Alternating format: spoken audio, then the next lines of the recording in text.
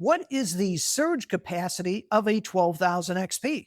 So I'm going to go over the version 1, which are the inverters that I have. As you may know, the EG4 just came out with a 12,000 XP version 2, which is really nice. Has a little bit extra kick to it. So on the version 1, they will put out 12,000 watts continuous or 50 amps continuous. And we'll go by amperage just to make it easy. So that way, when we talk about service panels, we're talking all apples and not apples and oranges. So 50 amps is the continuous. The peak is 75 amps peak. Now, I parallel my inverters, and you can parallel a ton of these.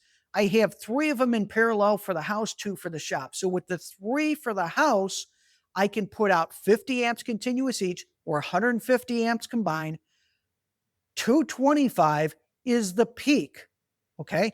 That is more than what my service panel can take, more than what any of my loads will draw. So I have tested with my house, and it's an all-electric house, and with everything on, I'm pulling just above 120 amps, and that is with the HVAC on, with the heat strip, so emergency heat turned on. That's with the well pump running, opened up all the faucets. That's with the washer and dryer going.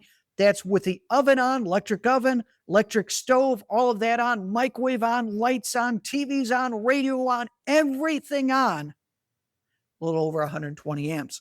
So the 3 inverters put out 150, which is more continuous than what all of my loads would take. All right, but back to this. 50 amps continuous, 75 amps peak. The new version 2s can put out a little bit more. Whenever that the sun is shining, it will take some of that additional power and then send it to the output. So instead of being 12,000 watts continuous, it can put out up to 15,000 watts continuous when the sun is shining. Still overkill if you have 3 of them in parallel. But bringing this back, 50 amps continuous, 75 amps peak. A single 12,000 XP inverter can power your HVAC. It can fire up, minus heat strips, your 3-ton, 4-ton, potentially 5-ton heat pump.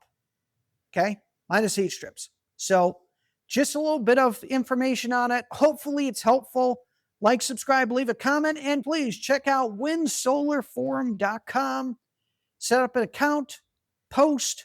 Let me see your system. I have a special area just for that so I can see everybody's system, and that way we can all learn a little bit from it. So check that out.